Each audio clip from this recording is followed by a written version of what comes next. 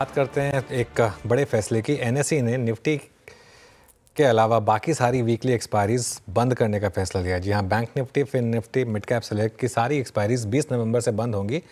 BSE पहले ही weekly expiry के लिए सेंसेक्स को चुन चुका है और ये सेबी के सर्कुलर के बाद ये डिसीजन दोनों एक्सचेंजेस ने लिए हैं, जिसमें सेबी ने साफ कर दिया था कि आप दोनों एक्सचेंज पर सिर्फ एक वीकली एक्सपायरी रख सकते हैं। हमारे साथ क्रॉससीज कैपिटल सर्विसेज के मैनेजिंग डायरेक्टर राजेश बहेती जुड़े हैं। Rajesh ji, good afternoon. पहले मैं एक टेक्निकल सवाल का आंसर जानना चाह रहा था आपसे। मैंने सुबह सवाल रेज़ किया था कि अभी वीकली तो बंद हो गई, लेकिन मंथली का मैं शेड्यूल देख रहा था, अभी भी वही है। तो क्या ये माना जाए कि अभी फॉर नाउ जो एक्सपायरी वीक होगा उसमें अभी भी हमारे पास 4-5 एक्सपायरीज होंगी?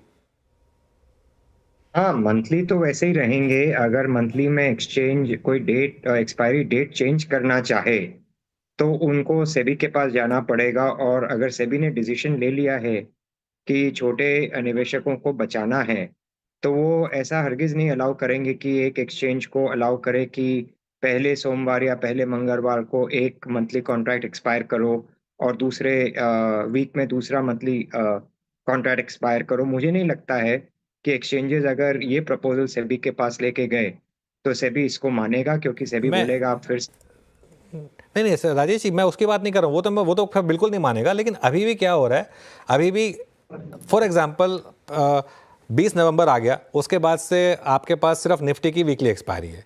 लेकिन जब तक आप दिसंबर, फॉर एग्जांपल आप दिसंबर की सीरीज में गए, दिसंबर की सीरीज में भी 3 वीकली एक्सपायरी हो गई।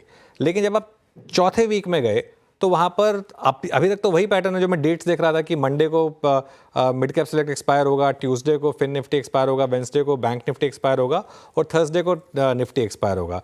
तो महीने के जो आखिरी हफ्ता है, जो लास्ट वीक है, उसमें अभी भी टेक्निकली 4 डेली एक्सपायरीज फिर भी हो जाएंगी। मैं उसकी बात कर रहा था। हाँ, तो अभी तो जैसे हर दिन एक एक्सपायरी हो गई है, बिकॉज़ हाँ, सारे इंडाइसेस जो हैं अलग-अलग दिन वीकली में एक्सपायर होते हैं। इससे अभी एक हफ्ता बचेगा महीने में, जहाँ ये सारे indices Monday, Tuesday, Wednesday, Thursday, Friday को एक्सपायर होंगे। आपको लग रहा है इसमें भी एक पॉसिबिलिटी है कि जैसे पहले हुआ करता था कि एक्सपायरी निफ्टी और बैंक निफ्टी की दोनों की थर्सडे को हुआ करती थी, सभी आके बोलते हैं नथिंग डूइंग, बस एक मंथली एक्सपायरी होगी, मंथली एक्सपायरी में चाहे चारों एक्सपायरी हो, चारों की चारों थर्सडे को करिए।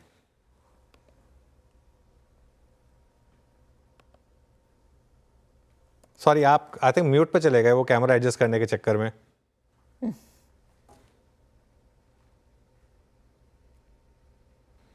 हाँ, कैन यू हियर मी?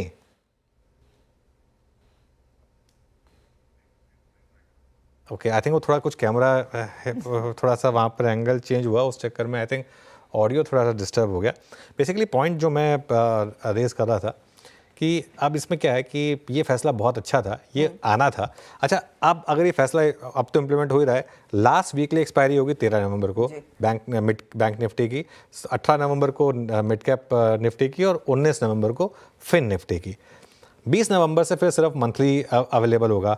अब अगर देखा जाए 20 नवंबर से हो तो गया सिर्फ मंथली, लेकिन टेक्निकली हाँ, नवंबर में अगर मैं आ जाऊं, उसके बाद अगले हफ्ते क्या 25 तारीख को फिर एक बार के लिए मिड कैप सेलेक्ट, 26 तारीख को जो मंथली एक्सपायरी होगी, मंथली एक्सपायरी है, 27 तारीख को बैंक निफ्टी और 28 तारीख को निफ्टी।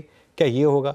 अगर ये होगा तो 20 तारीख की जो बंद हुई ना, वो दिखेगी नहीं कि 20 तारीख को बंद हुई है। तो वो मुझे लग रहा है कि काफ़ी इंटरेस्टिंग होगा कि वो हो रहा है या नहीं हो रहा है और उसको चेंज करने की जरूरत क्या पड़ेगी। अनुज फिर वो लॉजिकल कदम यही होगा कि एक दिन शायद सेबी चूज करेगा, लॉजिकल तो वही और होगा। इनको इजाजत नहीं होगी। I think the exchanges won't decide, SEBI decide करेगा कि थर्सडे को आप सब एक्सपायरी एक ही दिन में। मेरे ख्याल से ये शायद जब सेबी ने सर्कुलर निकाला होगा तो शायद ये वाला पॉइंट रह गया होगा, लेकिन मुझे लगता नहीं कि ये क्योंकि ये स्पिरिट में ऑर्डर तभी फुली इंप्लीमेंट होगा। हाँ, आप ये कह सकते हैं कि अब 4 हफ्ते के बजाय एक ही हफ्ता होगा जिसमें डेली एक्सपायरी है। हाँ। लेकिन फिर भी वो एक हफ्ता तो रहेगा ना डेली एक्सपायरीज वाला।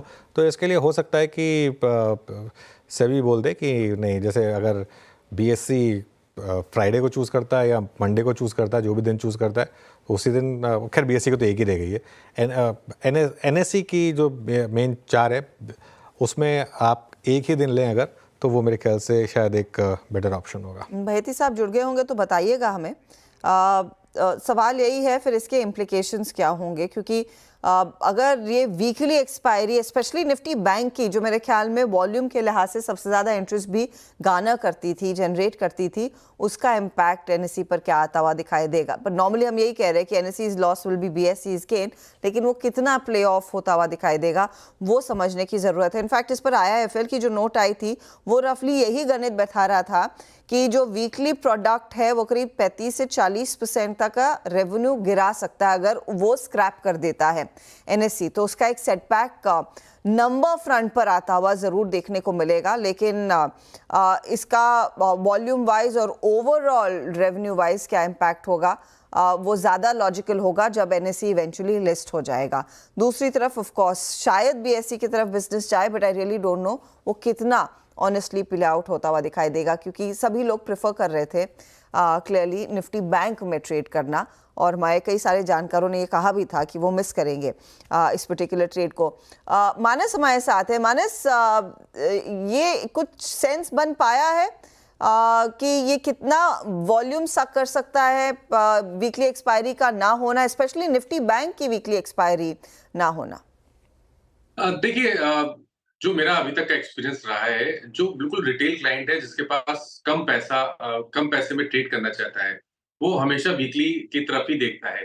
लेकिन जो रियल ट्रेडर या कह सकते हैं, या तो जो प्रोफेशनल ट्रेडर है, वो नॉर्मली जो मंथली एक्सपायरी है उसकी तरफ ही देखते हैं। और हम लोगों ने भी कभी भी शायद ही कभी वीकली एक्सपायरी रिकमेंड किया हो क्लाइंट्स को, हमेशा मंथली एक्सपायरी की तरफ ही रिकमेंडेशन गया है। मेरे ख्याल से बहुत ज्यादा फर्क पड़ेगा नहीं। हाँ, जो छोटे बिल्कुल ट्रेडर हैं, शायद वो थोड़ा वेट करें, वो शायद जब एक्सपायरी के आसपास एक्सपायरी आसपास आए तभी वो लोग ट्रेड करें, जब उनके पास कम पैसा और प्रीमियम कम हो।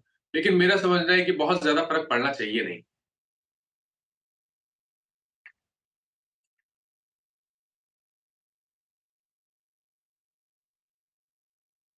चलिए, बट एक बात है अनुज, वो दौर था ना जब सिर्फ सिंगल एक्सपायरी हुआ करती थी मंथली। एक बात थी उसमें अच्छी थी, अगर मैं कॉल राइटर था और मुझे मालूम है कि मान लीजिए कि इस सीरीज़ में 25,000 नहीं कटेगा, तो वो हर बार ना हर हफ्ते व्यू चेंज करने की जरूरत नहीं है। एक बार 25,000 की मंथली कॉल भेज दी और चुपचाप बैठे हुए हैं। नहीं वो बिल्कुल तो मिल जाएगा ना। वीरू, मैं बताऊं वो एक ऐसा टाइम था। मेरे एक दोस्त थे उस समय, अभी भी हैं एक्चुअली, और उनकी लाइफ मुझे काफ़ी अच्छी लगती थी। वो महीने के शुरू में कुछ ऑप्शंस बेच के चले जाते थे, और वो वाइल्ड लाइफ एंथुजियास्ट थे, तो किसी न किसी वाइल्ड लाइफ सफारी पे निकल जाते थे वो, और उसके बाद सिर्फ एक्सपायरी वीक में वापस आते थे और एक्सपायरी वीक में जमकर ट्रेड करते थे, और उसके बाद वापस अगले दिन फ्राइडे को ऑप्शंस बेच के फिर कहीं निकल जाते थे। पूरे टाइम उन्होंने सिर्फ यही काम करा, और उन्होंने शादी नहीं की थी, तो वो उनका फेवर में था कि भाई कोई ज़्यादा बंदिश नहीं थी, तो हर हफ्ते आप ट्रैवल कर सकते थे, तो ट्रैवल कर सकते थे आप। तो वो मुझे उनकी लाइफ बहुत अच्छी लगती थी एक्चुअली। तो वो मतलब आई थिंक उस समय फिर ऑप्शंस के मायने होते थे। उस समय आप नोटिस करिएगा, उस समय आप जितना ऑप्शंस वगैरह पढ़ते थे, आज की डेट में आप कहाँ पढ़ते हैं? क्योंकि आज की डेट में तो ये सारे के सारे गैम्बलिंग इंस्ट्रूमेंट बन के रह गए हैं, सारे के सारे। बस इतने की कॉल इतने में ले ली, इतने में बेच दी, ना प्रॉपर हेजिंग होती है। पहले इन्फोसिस के टाइम पे भी एकदम हेजिंग वगैरह हुआ करती थी। खैर स्टॉक्स में अभी भी थैंकफुली वीकली एक्सपायरीज नहीं है, तो वो अभी भी हो जाती है, लेकिन इंडेक्स में हेजिंग का तो कॉन्सेप्ट ही खत्म हो गया है, क्योंकि आप हेज कर ही नहीं पाएंगे, तो उस वजह से। लेकिन ये हो जाएगा तो ये अच्छा रहेगा। और मेरा ये मानना है, डेटा आपको बता रहा है, और डेटा गलत नहीं बोलता, डेटा आपको बता रहा है कि पिछले 1-1.5 साल में इस वीकली ऑप्शंस एक्सपायरी की वजह से इंडियन ट्रेडर्स ने बहुत पैसा लूज़ किया, और उसका पूरा का पूरा फ़ायदा उठाया जो सामने मशीनें बैठी हैं। ये जो जितने भी हेज फंड हैं, उन्होंने अपनी मशीनें बना रखी हैं, उन्होंने बहुत फ़ायदा उठाया। तो जब आपको दिख रहा है कि ये क्लियरली हो रहा है, तो ठीक है। पहले सभी ने कोशिश की कि लोग खुद ही बंद कर देंगे, जब लोगों ने बंद नहीं किया तो उसके बाद ये फिर करना पड़ा। सेबी ने ना एक कदम निकाला कि हम ये डिस्क्लेमर चलाना शुरू करते हैं कि 90% एफ एंड ट्रेडर्स पैसा लूज़ करते हैं। मैं था उस मीटिंग में जब ये डिसाइड हुआ था कि मतलब जब ये बात हुई थी कि वो उस प्रेस कॉन्फ्रेंस में था कि 90% लोग पैसा लूज़ करते हैं। ठीक है, हम दिखाएंगे। हमने दिखाना शुरू किया एज प्रूडेंट मेजर, हमने दिखाना शुरू किया कि 90% ट्रेडर्स पैसा लूज़ करते हैं। 6 महीने तक वो दिखाने के बाद मैंने पूछा सेबी से कि क्या रिजल्ट रहा इसका। उन्होंने बोला आप 93% लूज़ कर रहे हैं। मतलब वो जब से वो हमने डिस्क्लेमर दिखाना शुरू किया उसके बाद से वो लोग उल्टा ज़्यादा बढ़ गया वो नंबर। तो ये तो वो बात हो गई कि आप सिगरेट पर लिख दो कि सिगरेट पीना स्वास्थ्य के लिए हानिकारक है, उससे काम चला नहीं तो फिर आपने वो गंदी सी फ़ोटो लगानी शुरू कर दी, उससे काम नहीं चला तो आपने और भी भयानक फ़ोटो लगानी शुरू कर दी। अब उससे तकलीफ़ क्या होती है, जो सिगरेट पी रहा है वो तो सिगरेट पी रहा है, लेकिन जो नहीं पीता वो भी वो फ़ोटो को देख के उसका मन ख़राब हो जाता है। तो ये बेसिकली मामला सारा का सारा ये, तो इसके लिए फिर सभी को आके ये फाइनली डिसीजन लेना पड़ा कि नहीं अब हमें ही करना पड़ेगा ये, क्योंकि इससे बहुत पैसा लोगों का लूज़ हो रहा है। जी हाँ, और मेरा मानना है अनुज, डेरिवेटिव्स को बदनाम करने में ना इस वीकली कॉन्ट्रैक्ट का लगभग 85% योगदान रहा। बिल्कुल बिल्कुल 85% लोगों का तरीके से अगर आप ETF लेते, उसके अगेंस्ट कोई मंथली कॉल बेचते तो आपकी रिटर्न्स भी अच्छी होती, जो कि हमने गुरुकुल में इस बार पढ़ा भी था। खामखा अगर आप देखें डेरिवेटिव्स को बदनाम करने में इन वीकली कॉन्ट्रैक्ट का सबसे ज़्यादा योगदान रहा। खैर अभी काम करते हैं इस